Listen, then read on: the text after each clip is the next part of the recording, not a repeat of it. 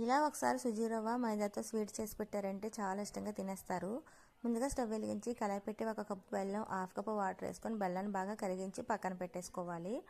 Stove మీద చిన్న కళాయి పెట్టుకొని 1 స్పూన్ నెయ్యి, సన్నంగా తురుముకున్న కొబ్బరి ముక్కలు కూడా వేసుకొని త్వరగా వేగించి అవి కూడా స్టవ్ ఆఫ్ చేసి పక్కన పెట్టాలి. మిక్సీ జార్లోకి 1 కప్పు సుజీ రవ్వ, 1/2 కప్పు మైదా వేసుకొని మనం కరిగించిన బెల్లాన్ని వేసుకొని 2 యాలకులు కూడా వేసుకొని బాగా కలిపేసి కొద్ది వాటర్ వేసుకొని ఇలా మెత్తగా ఆడుకోవాలి. ఒక గిన్నెలో తీసేసుకొని దీంట్లోనే కొద్దిగా సాల్ట్, చిటికెడు వంట సోడా వేసుకొని కొంచెం వాటర్ వేసుకొని బాగా కలిపేసి 10 నిమిషాల పాటు పక్కన పెట్టాలి. 10 నిమిషాల తర్వాత చల్లారిన ఈ కొబ్బరి ముక్కలు కొద్దిగా వాటర్ వేసుకొని బాగా కలిపేసుకొని స్టవ్ వెలిగించి కలపెట్టి ఫ్రైకి సరిపడా ఆయిల్ వేసుకొని ఆయిల్లోని ఇలా గరిటతో వేసుకోవాలండి. ఒక పక్క ఎగిపోయి రెండో పక్క కూడా వేపేసుకోవాలి. సిమ్లో పెట్టుకొని వేపుకోవాలండి.